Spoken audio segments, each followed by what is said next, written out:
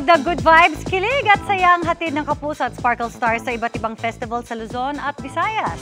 Di rin nila pinalampas na makitrend at subukan ng mga delicacy sa ilang probinsya.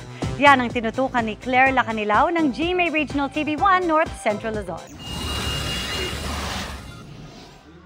Gaya ng mga naggagandahang mga bulaklak, in full bloom ang mainit na pagmamahal na sinalubong ng mga Kapuso lead cast ng GMA Prime series na Asawa ng Asawa Ko sa GMA Regional TV Kapuso Fiesta sa Panagbanga Festival sa Baguio City. Bigay todo si Kapuso Total Heartthrob Raver Cruz sa kanyang song numbers na nag-uumapaw sa energy. Hindi nagpahuli sa masayang vibe si Kapuso actress Jasmine Curtis Smith. Bright and beautiful performance din ang hatid ni Lizelle Lopez. Habang kilig ang hatid ni Kapuso actor Martin Del Rosario. Bukod sa pagpapasaya, sinulit din nila ang pamamasyal.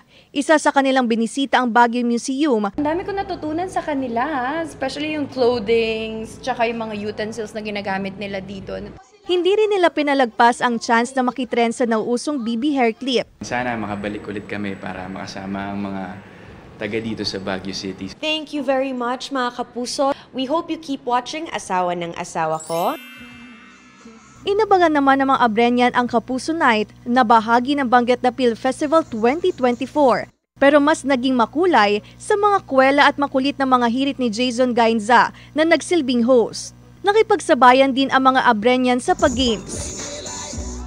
Nag-init naman ang gabi sa sexy dance moves ni Roxy Smith. Sinundan niya ng nakakakilig na performance ni Paul Salas at Michael Sager. Naging extra special naman para sa mga taga-Candoni Negros Occidental ang kanilang dinagyaw sa Tablas Festival sa pakikisaya ni Pokwang with lead stars of GMA Afternoon Prime series na makiling.